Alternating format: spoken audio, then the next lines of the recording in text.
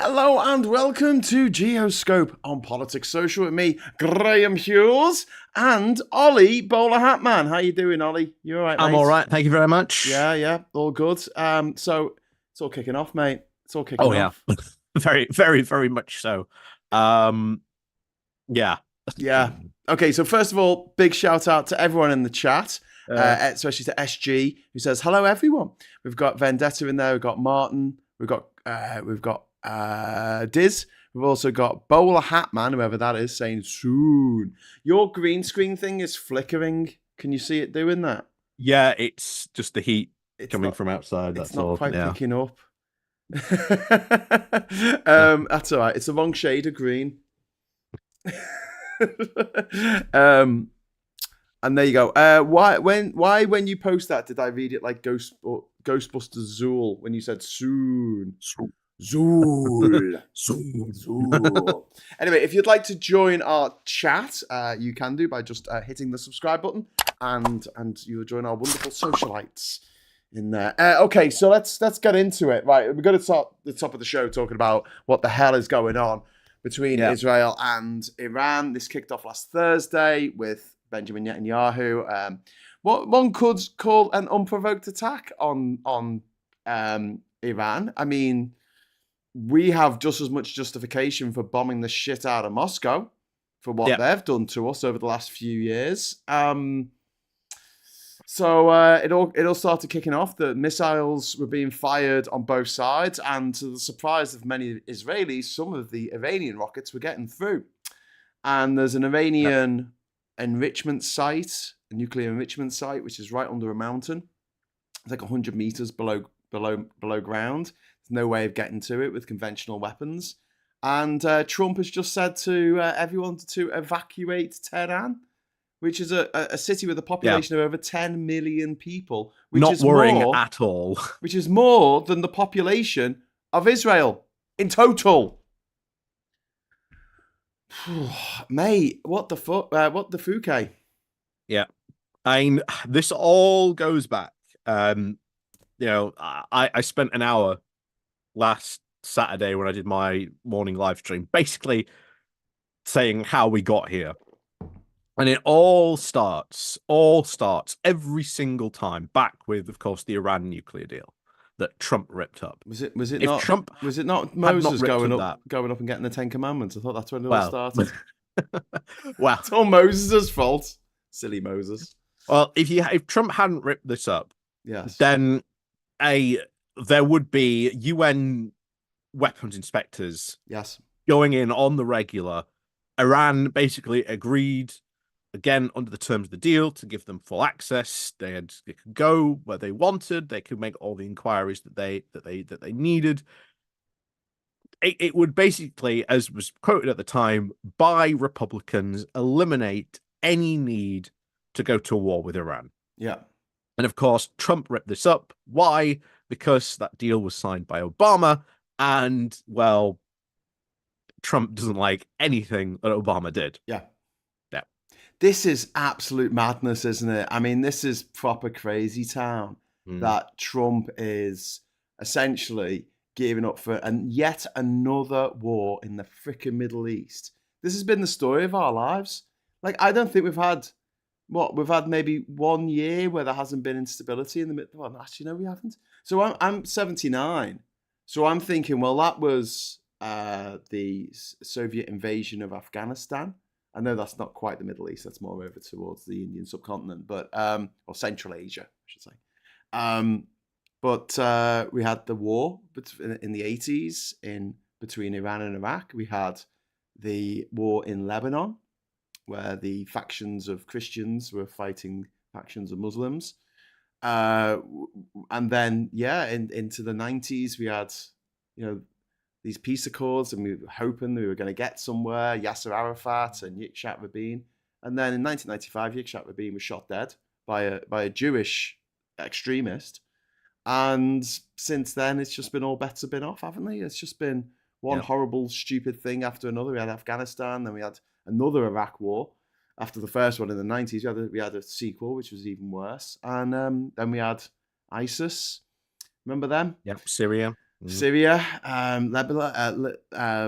Libya. I mean, all across the Middle East was completely dysfunctional for many years, and now we've got to this point where, I mean, you could argue things would otherwise be sort of settling down in the Middle East, with Saudi Arabia trying to normalize relations with Israel. Don't forget, Egypt normalized relations with Israel back in 1979. So it was a bit of a while ago. But I've got to go for a minute, so I'm going to put you on full screen, Ollie. You tell us a little bit more about that. Oh, okay. Right. Yeah. So one of the big things, of course, is, well, we've talked about this before on this channel, is the normalization of relations.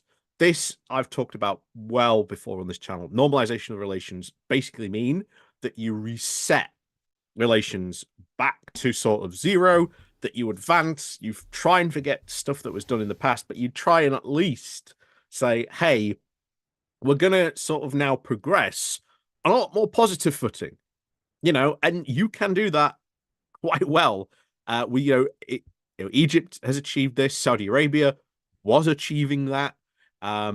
Meanwhile, of course, that could have all been achieved because, again, the Iran nuclear deal, big part of that Iran nuclear deal was trying to, renormalize relations, negotiations with Iran. What I was going to mention then is in 1979, Anwar Sadat, I think, was the leader of Egypt at the time. They normalized relations with Israel and they formally recognized Israel as a state. That's something that a lot of other Middle Eastern countries never done. And Saudi Arabia was well on the road to doing this. But Netanyahu can't have that. He doesn't want peace.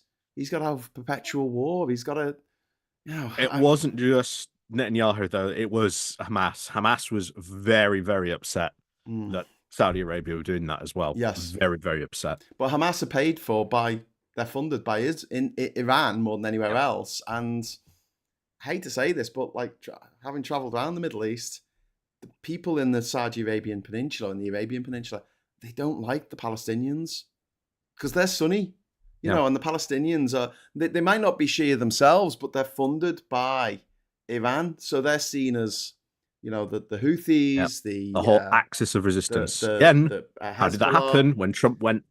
North Syria, north of Iraq, they call it the Shia Crescent or something like that. Puninator's dropped a super chat in, mate. First super chat of the evening, so thank you very much for that, Puninator. With an urgent question. Is it Puninator's normal question that he asks? It is. It's Puninator's normal question. Where's the bowler hat, man? Too warm. Too warm today. It's never too warm to wear a hat. I don't know how you're wearing yours. I've got a big thick shirt on as well, mate. I'm quite cold up here. Up north. How are you cold? It's been absolutely boiling here. Simon Smith saying, if I hear the toilet flush, Graham, I'm out of here. No, I went to answer the bloody door. I should have left the camera on, because if I bring that round, you can see the other door there. So I could be like waving, answering the door. No, I'm not going. I'll be gone for a bit longer than that, actually, if I needed the loo. Sadat was assassinated the year I was born, says Gareth T. Sunni and Shia were never the same after I've Got You, Babe. Very good. Futumstuck. As in, Futumstuck. Graham Price says, I think we're on the same sort of knife edge as we were back then. I don't know. There's a lot of people who've just seen on the internet like freaking out properly going, it's World War III, it's World War III. Please click on my video. And I chose not to do that tonight because and this is going to sound even worse of a conspiracy theory, but I don't think Putin's going to allow it. I could be wrong. Yeah. I could be wrong. But Putin. Well, remember, when this all started, he stepped in. He stepped in and said, Russia wants to act as a mediator. Why is Russia so interested in being a mediator in this? Yeah. Because they are getting a lot of drones and missiles from Iran. Yeah. So when Israel is, striking targets in Iran, what they are also doing is they are destroying factories and places where those are stored that could potentially be going to Russia, where they're going to be used in Ukraine. So there's this really strange, bizarre silver lining here where Putin, we know, is preparing apparently for this big summer offensive, and he's been stockpiling, or at least meant to be making these big orders for all these drones and stuff that he wants to sort of use. Iran ain't going to hand those over. Yeah. when it's involved in basically what this war is going to be is basically just a slinging match. Just throw basically as much stuff as you can until one person starts to get tired. Yes. That is, if it comes to a war, that is what it is going to be. It's just going to be a throwing match. Yeah. How much stuff can you throw before the other person gets tired? Exactly, and they've got to throw it over other countries. I mean, to get to Israel, you've got to throw some rockets over Iraq. You've got to throw it over Jordan, maybe a part of Saudi Arabia, even. If there's an invasion of Iran, what is that going to come through the Persian Gulf, in brackets Arabian Gulf? Is it going to, the Gulf of Oman? Is it going to the Strait of Hormuz, which is Hormuz, sorry, which is the where that little peak. The peak of Oman just sticks up across the water from a stone's throw away from Bandar Abbas. And that's where all of the gas and oil and everything else comes from. That's coming from Kuwait and coming from Qatar and coming from UAE and coming from Abu Dhabi. They have to go through the Strait of Hormuz. So if there's a war going on, if that strait is closed because it's too dangerous for any ships to be in it, especially ships full of gas. Yeah, gas and oil prices are going to go through the roof again. Those gas ships, mate, like if one of them blows up, none of them, they've never blown up because the safety on them is insane. Like you're not allowed to have a wristwatch on board. You're not allowed to wear synthetic materials because you can get a static charge. Oh yeah. No smoking. But if one of those fuckers blew up, it would burn people's skin 5 miles away because they've got all this highly pressurized liquid gas at a very low temperature, which just fucking go boom. So all that makes it very, very difficult for any kind of land, sea-based offensive into Iran. I can't see them going across from Iraq. Yeah. They would be insane to launch a land invasion. They would be absolutely insane to launch a land invasion. Yeah. Iran is in many ways just a natural fortress. Yeah. It's mountainous, it's swampland. Yeah. It's not like, shall we say, traditional, maybe Middle East that maybe we would think of. Like if you've ever been to Turkey and you've seen the landscape in and around there. It's a lot more, again, mountainous. It's a lot more marshy than people think. It's huge as well. It's a really, really big country. People sort of go, Iran, Iraq. Iran is about 2.5 times bigger than Iraq. I mean, it is a very big country. It's about similar to Saudi Arabia, which we see out in our head, like a fucking huge desert. Saudi Arabia, it's a big country. Iran's about the same size. Charles Stanhope, thank you very much for the £5 super chat, my friend. If Churchill and Eisenhower did not overthrow the moderate Iranian PM in the 50s, Iran would be like a very wealthy Turkey, huge economy. Well, yeah, and then there was the overthrow of the Shah in the 1970s. And, if he hadn't acted like such a twat and allowed to have a constitutional monarchy and have a proper parliamentary system, then the Yahoos wouldn't have got in charge. And from that moment on, Iran was sort of damned because it was always going to be shut out of the world from the rest of the world, because there is a historic fight between Iran and Saudi Arabia because of the religious differences. But then, if you're going to have an ally in the Middle East, apart from Israel, you had the choice. Do you want Saudi Arabia, who've got all this oil and have got a deal with you already that says we will give you all the oil that you'll ever want, just don't get involved in our domestic politics? Or are you going to go to Iran, where it's run by a guy who wants to destroy America and calls it the Great Satan? Yeah, and that's, again, one of the big problems. You've got a very, very religious fundamentalist sect that are in charge of the government over there, that have openly said we would love to do all kinds of unspeakable stuff to the West because they deserve it for religious reasons. Yeah. And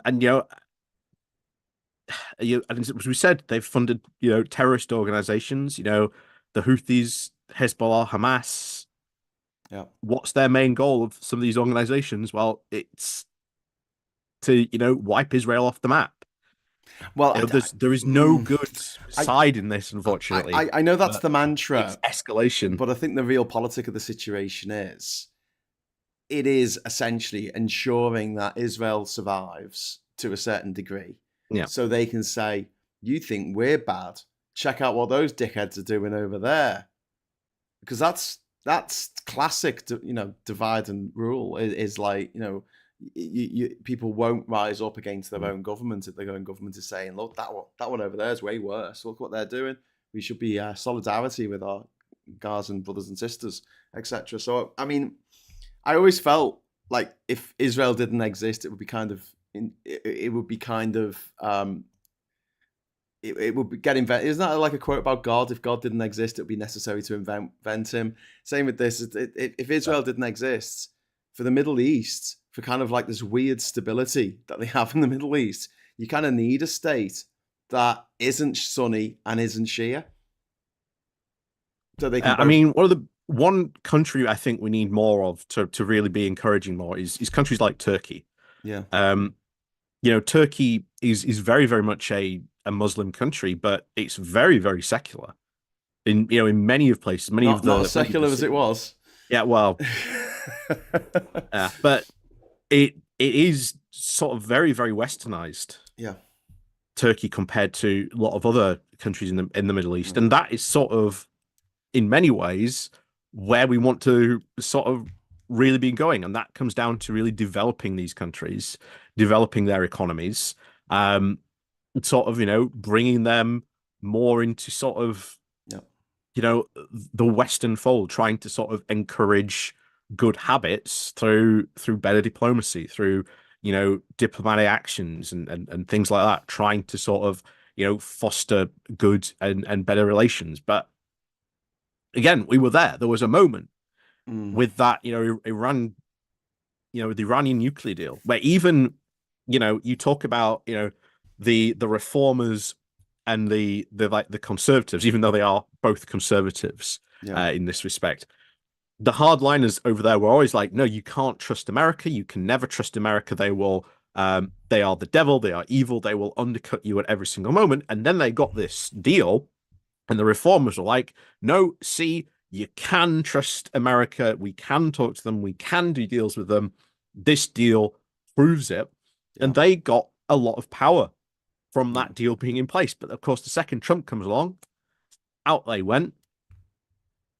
In come the more hardliners, and have sort of been really pushing that stance ever since. And bear in mind, a lot of Iranians also not very happy with what their government's been doing. Yeah. In funding these organizations. Yeah. So will there be an uprising? I doubt it. I very, very much in doubt Iran. It. In Iran, I very much doubt it, because it's like thinking there's going to be no fires in Israel. It's just not going to happen. Forget it. Yeah, you've seen a lot of people, particularly like the Republican side, saying that the Iranian people need to rise up. Even Trump has like said that the Iranian people should sort of rise up and do a regime change. Is it likely to happen? Again, don't think that's very likely to happen. Of course, there are people in Iran very much against the regime. Again, I think those types of people we should be supporting. A lot of those people have left, mate. They're exiles. They're living in other countries, saying, "Isn't the regime bad?" And look, having been there, I mean, people just want to get on with their lives. Yeah, you don't meet that many revolutionaries. I've met a Maoist revolutionary in Nepal. He only had one arm. He's a very nice man. But he wanted the communist overthrow of the Nepalese government and the Nepalese monarchy, actually. But yeah, I kind of feel like this is the chickens coming home to roost, and it's not just Trump. This is something that the West, as a collective, we're talking NATO, the EU, the America, Canada. It's something that should have been sorted out years ago, but these horrible, gruesome old men smoking their cigars in these smoky fucking rooms, plotting these, hatching these plans. They were like, fuck them. Why should we encourage Saudi Arabia to be more secular? All we want is their fucking oil.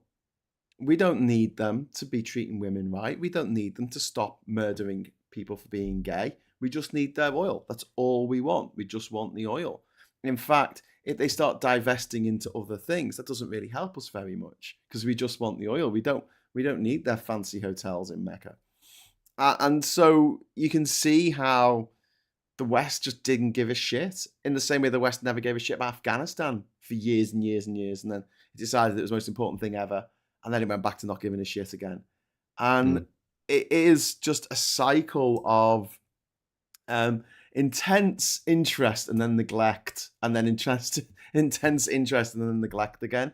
And we never follow up with our grand designs.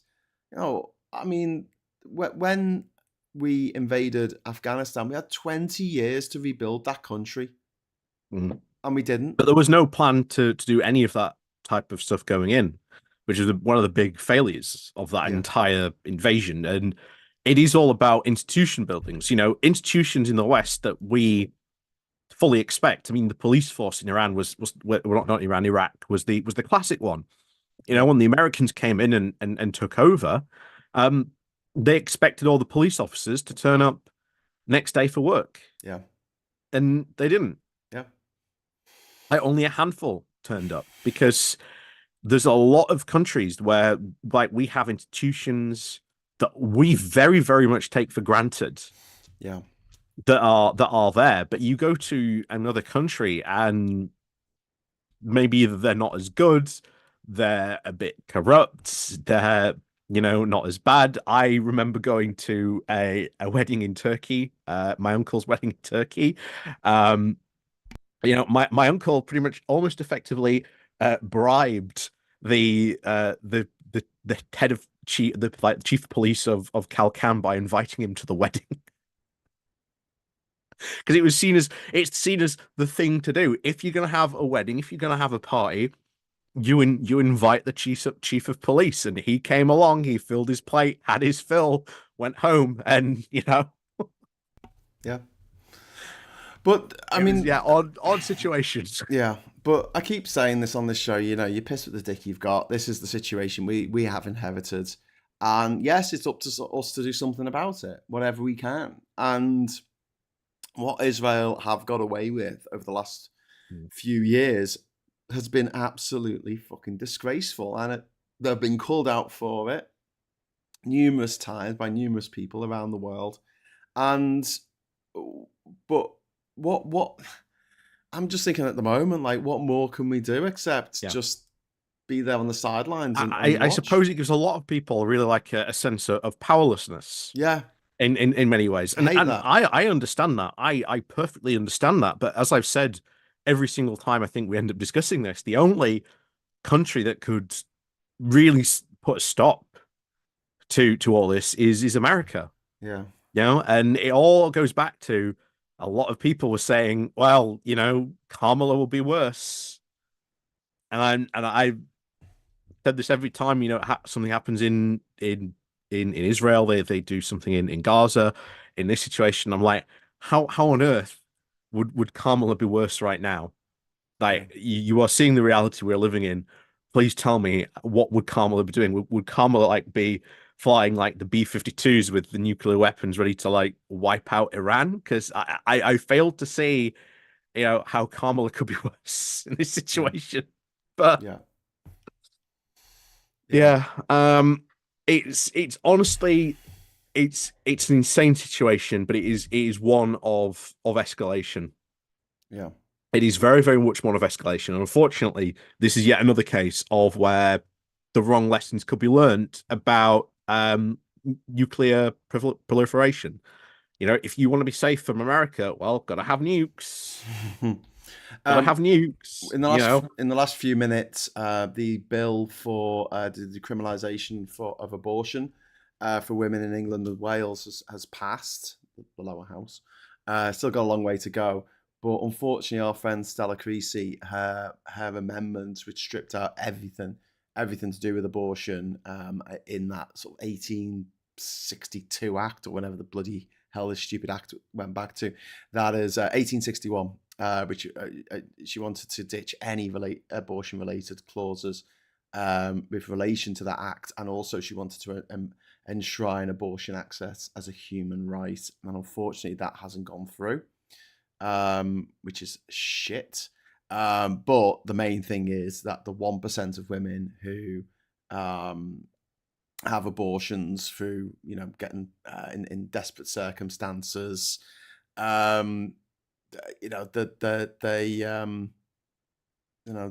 not made into criminals. There was cases where women who during COVID had got pills from the internet because they couldn't go to the doctor because of the COVID pandemic, and then they were taken to court. They were arrested, and they could spend the rest of their life in jail for doing that. And loads of people didn't know. I didn't know until Stella Creasy started this campaign. I didn't know that abortion was still illegal in this country. Yeah, I didn't either. Tim Ballon, thank you very much. These are just old laws in the books that haven't been dealt with for quite a while. Tim says Trump has problems with his mushroom then. Smiley face, so thanks for that, Tim. And we've got some breaking news from Chris C saying Trump is threatening to keep the 25% tariff on British steel following concerns about Port Talbot. What? Fucking hell. Did you see the ceremony at the G7 where he opened the folder and all the paper fell out? Yeah. And just to show you just how much of a prop that actually was, there was nothing on those papers. Just one had Trump's signature on.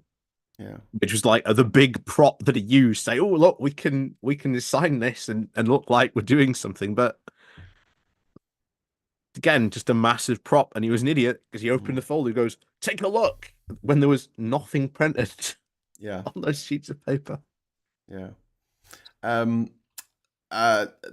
Stella just tweeted about half an hour ago.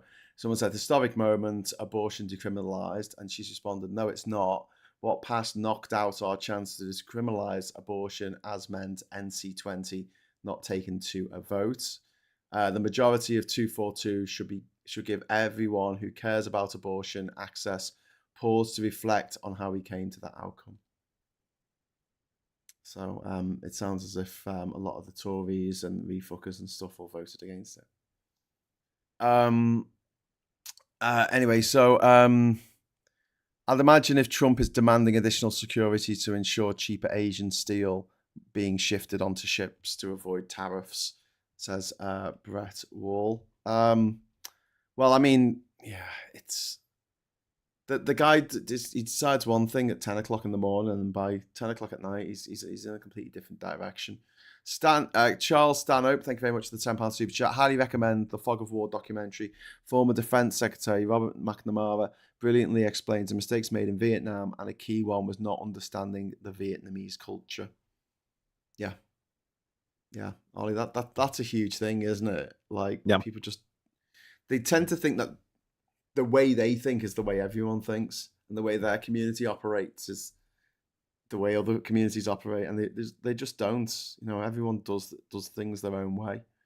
But yeah, we're seeing thousands of people fleeing Tehran right now. We're seeing footage of cars stretched all over the motorways over there. Yeah, because people are scared. Because I honestly, I think when we wake up tomorrow, I think we'll find out America's got involved. Yeah. I am very, very much sure tomorrow morning we'll have found out America's got involved in this. Yeah. I think they'll be involved in bombing. And Lammy is chairing a COBRA meeting, I believe. Or is he's either chairing one right now or it's happened. And a lot of reasons why is that historically when something like this has happened, Iran has used proxies, terrorist organizations, to strike at allied countries, and that certainly means us in that regard. So again, we need to be... This is Israel fucking making us less safe. Yeah. Thanks for that. And like Israel's supposed to be an ally. Why are they making us less safe? I feel the same about Trump and the America at the moment. You're supposed to be an ally. Why are you making us less safe?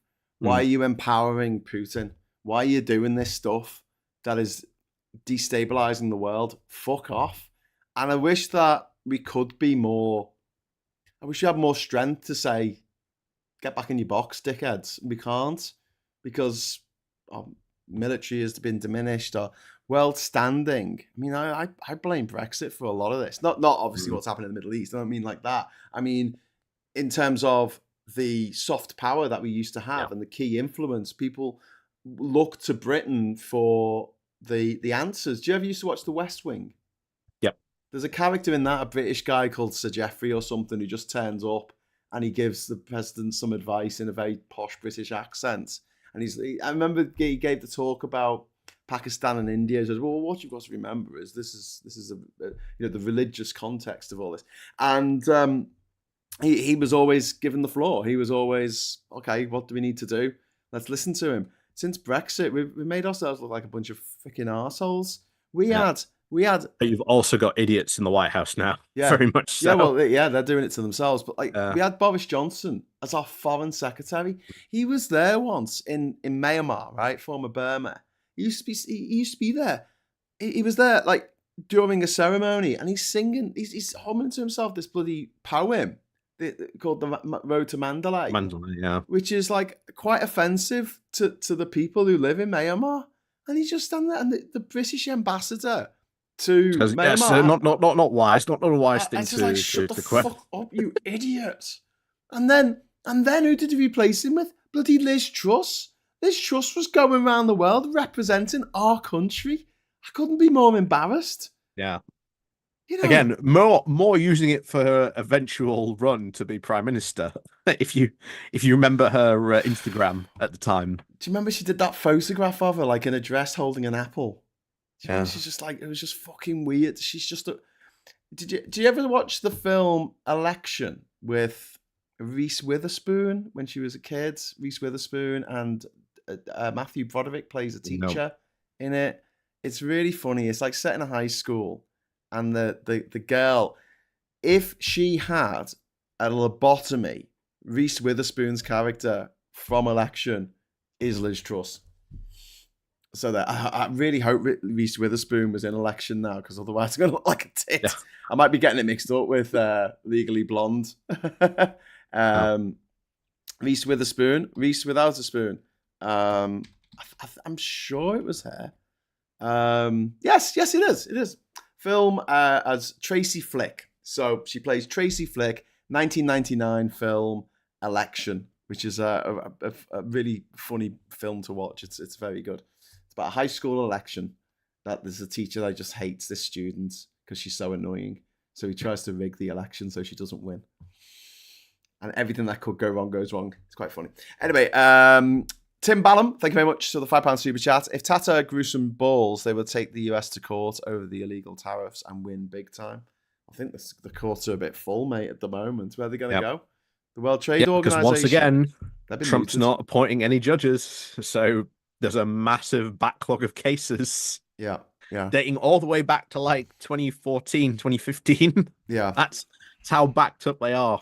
So I'm going to share with people this rather wonderful piece. Have you seen what the Durham Miners Association have put out tonight? Oh, yes. Yeah. This is just absolutely glorious. I'm going to put it in the chat so you can open it in a new page if you want, but please don't navigate away if you're on your phone. I'll just read out the headlines, okay? Everyone in Durham is welcome to the gala, but we invite on the platform and as guests to the Durham Miners Association social events, some of our many friends who share our beliefs in community, in the labour movement, and in social justice. The Reform councillors do not. Reform UK's leader, Nigel Farage, is an enemy of the NHS. He claims he wants to reindustrialise the UK. That is cheap talk. Reform UK claim to be on the side of trade unions. More cheap talk. In April, all 4 of its MPs voted against the Employment and Rights Bill aimed at banning 0 hours contract and giving staff the right to sick pay from the start of their employment. Reform want to redouble the Tory attack on local government services.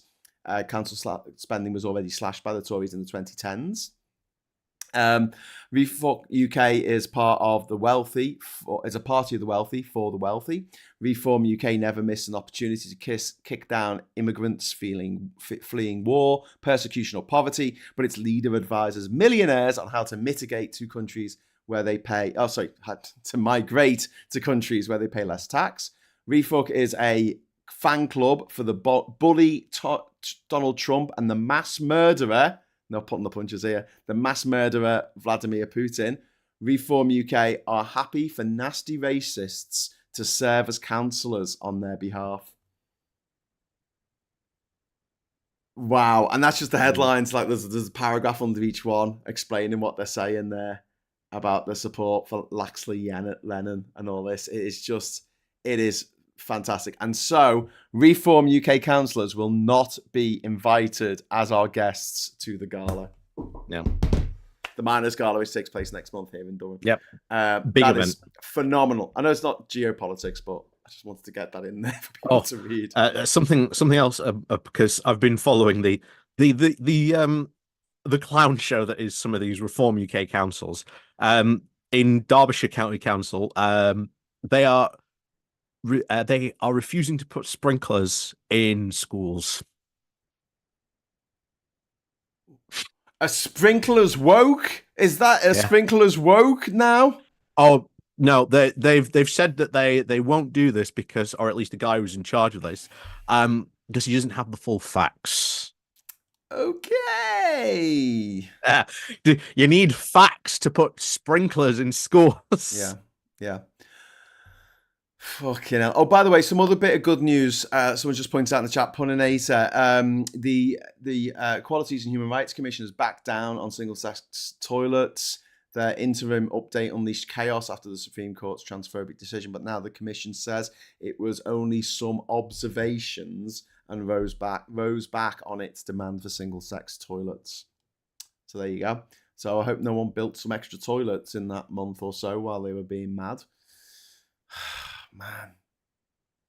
Anyway, so can we talk about the G7 for a little bit? Oh, yeah. So we had the G7 this week, and all Trump did was whinge about the fact that Russia was there. Well, it wasn't there.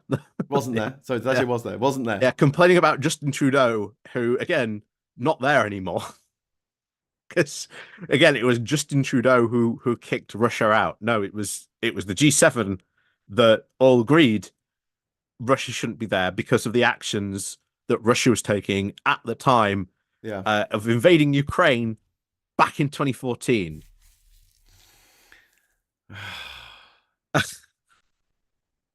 Man, and then he dropped the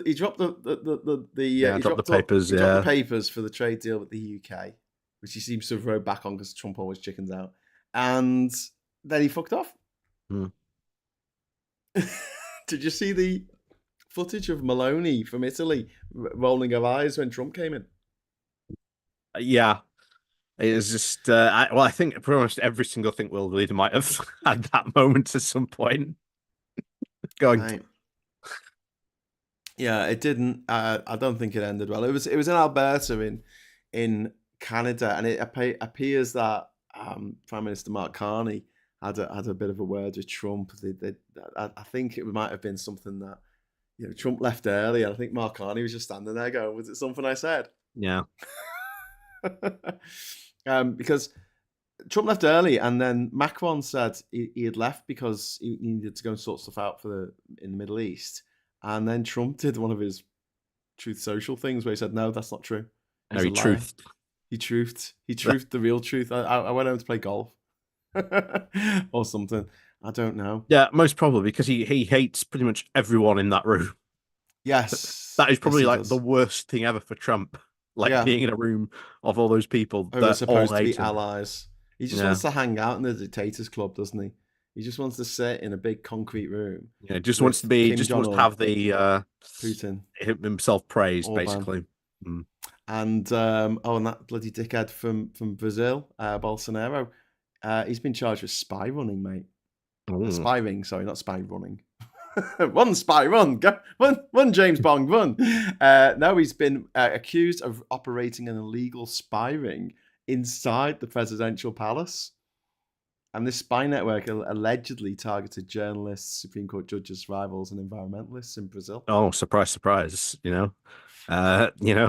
Fascists doing fascist things.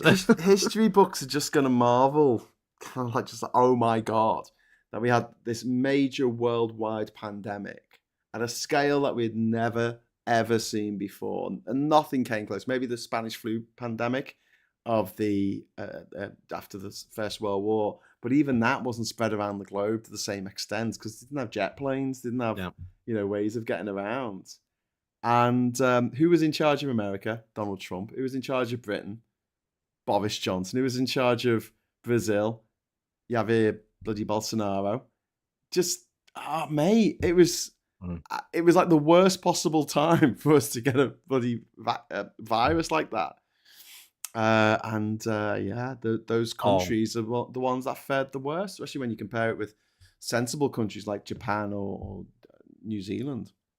Speaking of viruses and vaccines, because I've said this before, I think while Donald Trump is dangerous and he's going to do a lot of damage, I always still think the most damaging person in that regime is RFK Jr.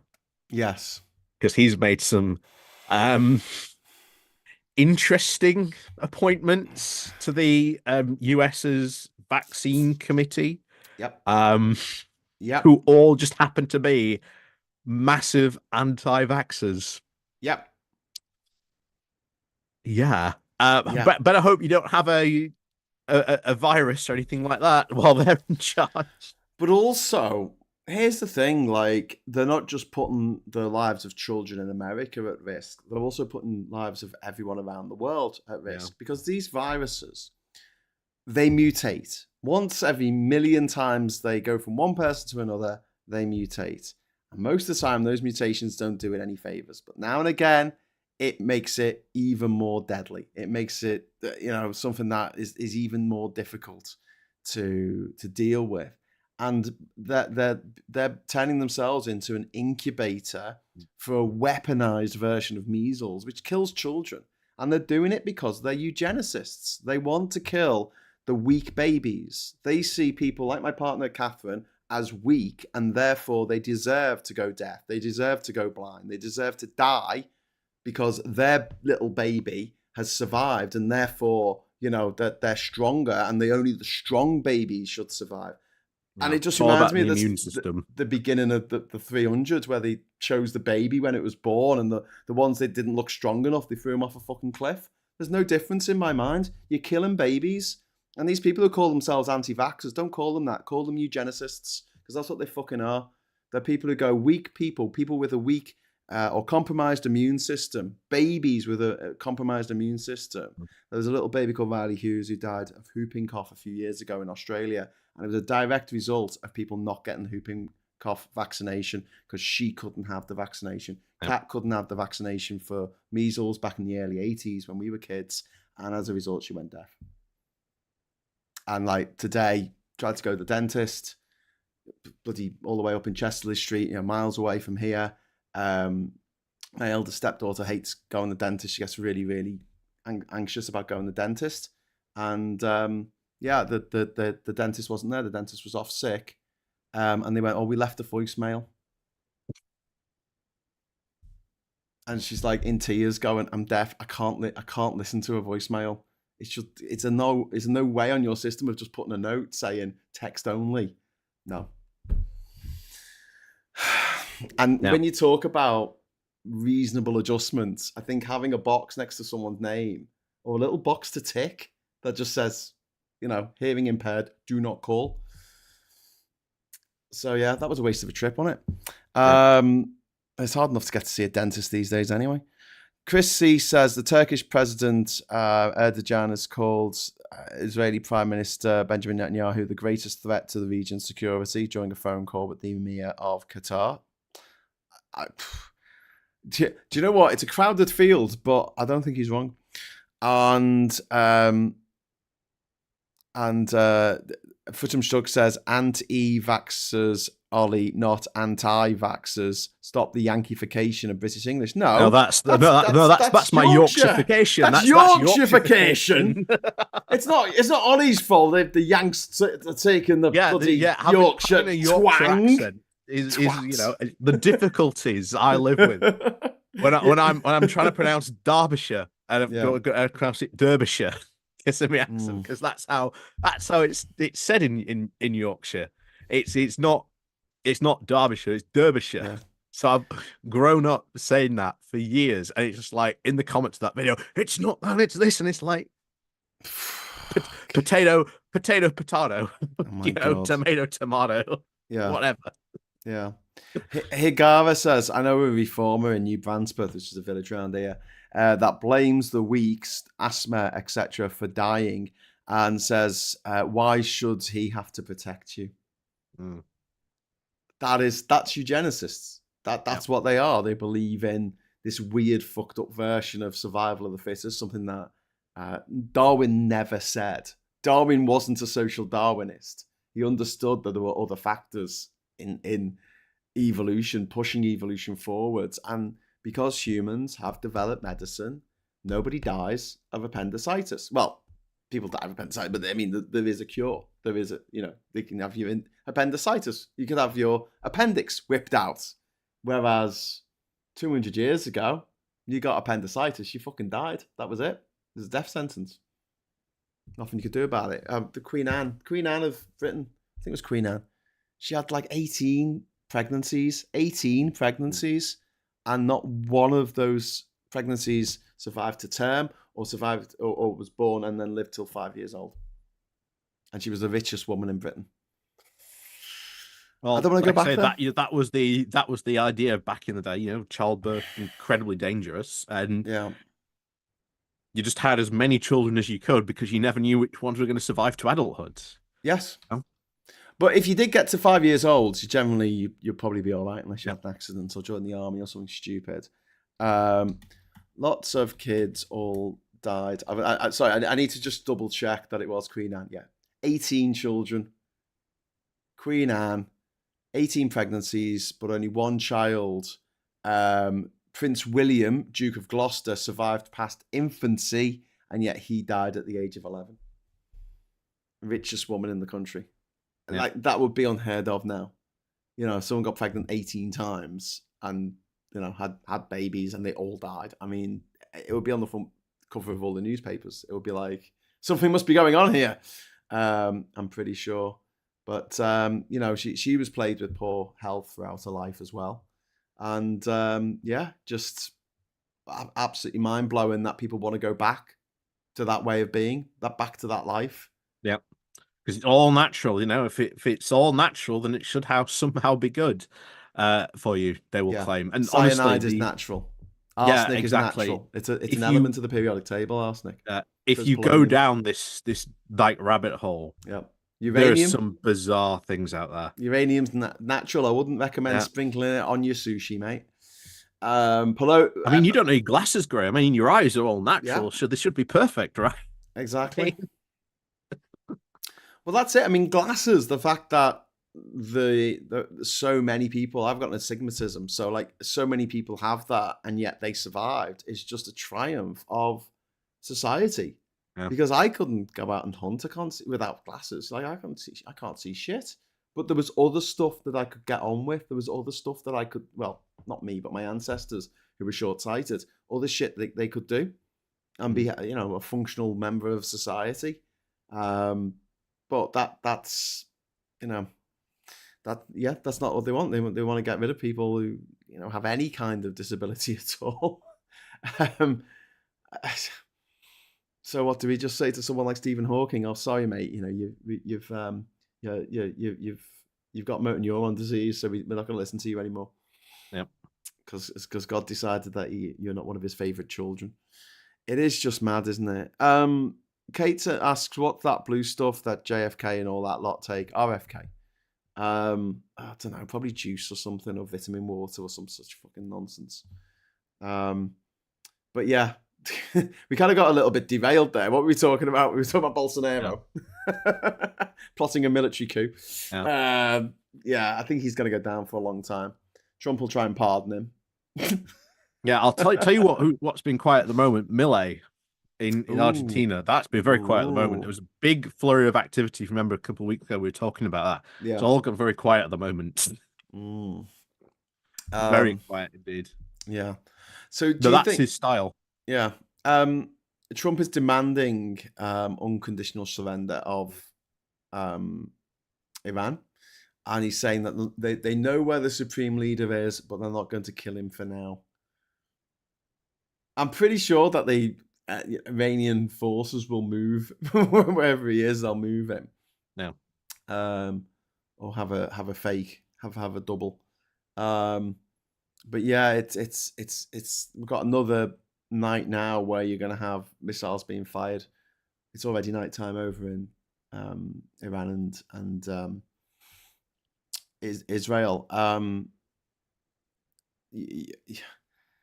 Yeah. Or bizarrely, one of the strange things that's happening in this war is on like a military history, information about this. You are actually seeing destroyed at the moment the last actual active in-service F-14 Tomcats, flown by Iran, being destroyed, which is kind of a bizarre thing to sort of see, to think that, why does Iran have Tomcats? Well, again, there's a bizarre big history about that, and what side they were originally on, and a lot of that stuff. But it's yeah. Well, I mean, in the Iran-Iraq War, as I said a few times on this channel, the West supplied both of them with ammunition. By the way, peeps, we've only got a minute to hit our goal. So if you want to drop a super chat in, now would be an opportune time to do so if you want to. But Kieran Crossan has dropped the super chat. He's dropped £10 in. Thank you very much. That's very kind of you. Iran has fatwas against nuclear weapons and against Israel. Guess which one the media is telling us to believe and which one to dismiss. Well, here's the thing as well, Kieran. Israel has never allowed weapons inspectors into their country to inspect their nuclear weapons. They've never admitted to having nuclear weapons. They're not a signatory to the Nuclear Non-Proliferation Pact. The only other countries that Iran has left, but it was a member. And the other countries were South Sudan, which doesn't really count because it wasn't a country when these things mattered. And there was one other place in the world, Pakistan. Yep. That's it. Brett says Vance would be evil, but I don't think he would have been such a wrecking ball. I don't think Vance would have got away with shit because he just doesn't have the personality, the force of personality that Trump has got. So I think that he probably would have. I don't think he would have even got this far, to be honest with you. Blue Badger says it's a silver chemical. I know it's known as Smurf pills. If you don't stop taking them, which are made for horses, it turns you blue. Is that ketamine? That's meant for horses, isn't it? If anyone wants to learn about the immune system, I highly recommend Immune by Philip Detmer, who is the curator of Kyrgyzstat in a nutshell. White YouTube channel. I might have to check that out. In a nutshell, like a scrotum. Here it is in a nutshell. Name that song. Sorry. And Chris says there is no such thing as a superior human being. We are all unique and equally flawed. Well, exactly. And we have modern medicine, and good. I'm glad we have modern medicine because it means that people get to survive, people get to live, people get to do stuff in their lives. But it pisses off the eugenicists. It pisses off the billionaires who just want to do away with the people they see as weak or inconvenient. Oh, my word. Ollie. Oh. We've just had a mega chat come in. Mega chat! Woo! Thank you very much to Jovian for the insanely kind, generous, amazing mega chat of £100. In fact, I think it's one up. From a mega chat. It's a hyper chat. Woo! Hyper. We don't normally see these. Thank you so much, Jovian. That is so kind. And Leapshin, no, Jovian isn't mad. Jovi might be mad for it in the kind of like, baggy Manchester way. But no, Jovian is a very nice person. Thank you so much. That's very, very kind of you. I have a question, Ollie. Is our friend Maximilian doing a show tonight? Do you know? I don't know, actually. Okay. Well, I'm gonna check if he's doing that. And while I'm checking that, do you? Oh yes, he is. He is doing a show. So I'll shunt you all over there in 3 minutes. You're going to be shunted over to Max's show. So please say hello from us. Tim Ballum, £2. Keep going. We can't. We've got Max's show.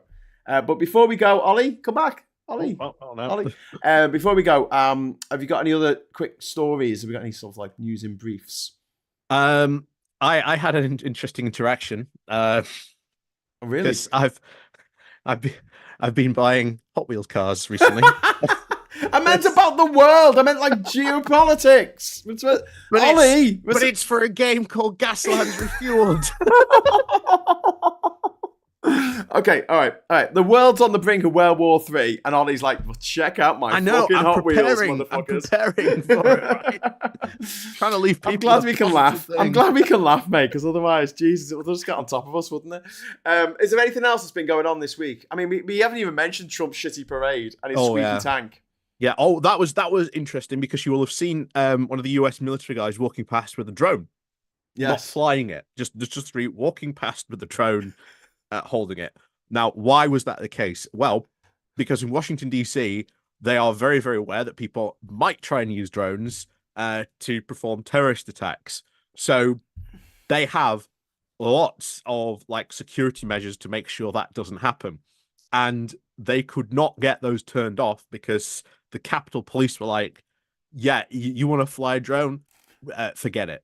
Because if you're flying a drone, that means we have to turn off all the like defense measures, the anti-drone stuff. Someone could fly a drone, someone could attack the parade. God. Sorry, you've got to hold it. It would have been funny if he was holding it and it accidentally turned on, and all his anti-drone measures, these little tiny missiles, just started firing out from the gutters, from the trees. It's like faster throw it, throws it towards Trump. That would be great. But yeah, Trump. Oh my God, that parade. Have you seen the North Koreans having a go at the parade? Well, I don't know if that's real or not, but I watched the video. It was quite funny. The thing is, though, both the North Koreans and like the Russians are having a go at like the Americans for their like lack of like synchronized marching, and they're like, sorry, but synchronized marching hasn't been important in military warfare since like line and impulse warfare. Like back in like since we stopped fighting in lines. But that's what he wanted. He wanted the marching. He wanted that. I mean, you have that for the Trooping of the Colour or the Edinburgh Tattoo. Yeah, but that's because we have like ceremonial units. Yes. So they are like specially for that type of stuff. Yeah, America doesn't have that. Again, too many ceremonial units. Most of the people marching don't do that all the time. They are literally either sat at a desk or doing their job. They could march if they wanted. If they really wanted to march, but they don't waste the time doing it. Tim Ballum, thank you very much for the £5 super chat. Process after ICE arrests New York mayoral candidate Brad Lander. What? ICE has arrested New York City mayoral candidate Brad Lander. Yeah. What is even happening right now? Thank you so much for the super chat, my friend. That was really kind of you, Tim. What? Oh, what? How? Why did they arrest him? Could they arrest him? I was at a immigration court, from what I understand, and they basically arrested him because I think he was part of like one of the protests there or something like that. He was there helping out. Yeah, I believe. And he got arrested. He's accused of assault. Masked federal officers wrangled New York City comptroller. I've never understand how you say that. And mayoral candidate Brad Lander, and placed him in handcuffs inside an immigration courthouse in Manhattan on Tuesday. Bloody hell! What? Paldilla, who was arrested last week, or was it a week ago? He was arrested. He was speaking on the floor of the US Senate about his own experience when the federal agents descended on Lander. Oh my God. Arresting the opposition. Is Trump turning America into a tyranny? Yeah, but this guy's just won probably the election now in that area. Yeah. That's a pretty surefire election win. Yeah, but that what's his name? Anthony Como, corrupt as fuck. He's had 17 women accuse him of sexual assault, and he's looking like he's probably going to win. So hopefully, yeah, that doesn't happen. Noonzed says, Graham, was it you said the squeaky tank was the new awkward silent cricket noise? Yes, absolutely, it is the new silent cricket noise. Anyway, we've got to get going now, and we'll shut you over to Max's stream, so you just keep watching on this, and you won't have to press anything. It'll take you over there automatically. Please say hi to Max from me and Ollie and everyone at Politics Social when you get over there. And I'll be back tomorrow morning at 9 o'clock with Morning Brew. And Ollie, if you want to follow Ollie on his channel, it is at Bowlerhatman. And the link to that is in the title of this video. So that's easy to go and find. Please go and subscribe to Ollie's channel and enjoy his walks in the morning as I do. And yeah, until next time, I'll say thank you so much for watching. Sorry there's so much to get through. I mean, an hour's just not long enough, is it? It's just not. What happens? It just happens. Anyway, there's a big thank you to everyone for the super chats as well, and especially to Jovian. That is really, really kind of you, mate. Thank you so much. And until next time, I'll say hello, good evening, welcome, and goodbye. Bye. Bye.